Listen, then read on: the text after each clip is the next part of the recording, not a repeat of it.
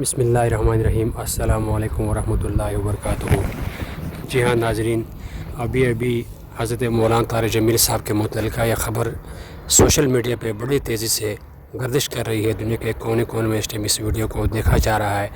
بتایا جا رہا ہے کہ مولانا طارق جمیل صاحب کے اوپر ایک سنگین ترین الزام لگایا جا رہا ہے۔ بتایا جا رہا ہے مولانا صاحب کے اکاؤنٹ میں 49 ارب روپے جمع ہیں، اور لوگ اس بات پہ تنقید کر رہے ہیں کہ مولانا صاحب آپ کے اکاؤنٹ میں اتنے سارے پیسے کہاں سے جمع ہو گئے ہیں، یہ ذرا آپ اپنے انکم کے سورسز ہمیں بتائیں۔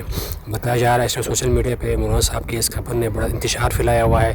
دنیا کے کونے کونے میں اینکر مولانا طارق جمیل صاحب کے پاس آتے ہیں اور ان سے سوالات کرتے ہیں کہ آپ کے اکاؤنٹ میں اتنی بڑی رقم کہاں سے جمع ہوگی، آپ اتنے بڑے کاروباری بھی نہیں ہیں، آپ تو لوگوں کو دین سکھا رہے ہیں، لوگوں کو سادگی سکھا رہے ہیں، اس کے باوجود آپ کے اکاؤنٹ میں اتنی ساری رقم کہاں سے جمع ہوگی، آپ کو اس کا جواب دینا پڑے گا۔ ابھی تو وقت ہی ایسا ہے کہ جس کے اکاؤنٹ میں کوئی تھوڑی بہت ہی رقم ہو، اس کو ہر ایک اینکر پرسن کو جواب دینا ہوگا، اس کے آگے صفائی پیش کرنی ہوگی، میں نے اس پیسے کو یہاں سے کمایا ہے، میرے اکاؤنٹ میں وہاں سے پیسے آ گئے ہیں، یہ میرے ذرائع ہے۔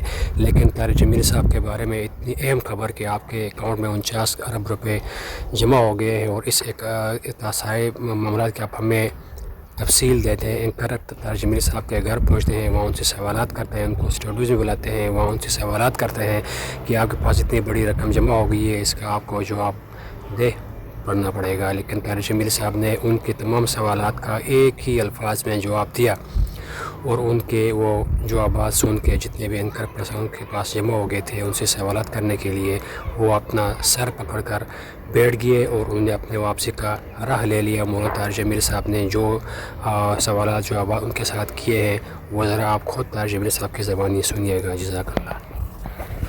یہ پہلے بھی ایک خبر چلی تھی کہ مولانا طارق جمیل کے اکاؤنٹ میں 49 ارب روپے ہیں، تو اب یہ خبر میں نے آپ کے وساطت سے بھی سنی اور نیو والوں نے بھی چلائی۔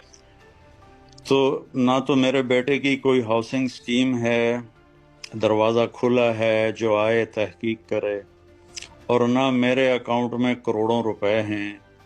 یہ دونوں چیزیں بہت غلط ہیں۔ میں صرف اپنی صفائی پیش کرنا چاہتا ہوں، اور میرے مالک کا فضل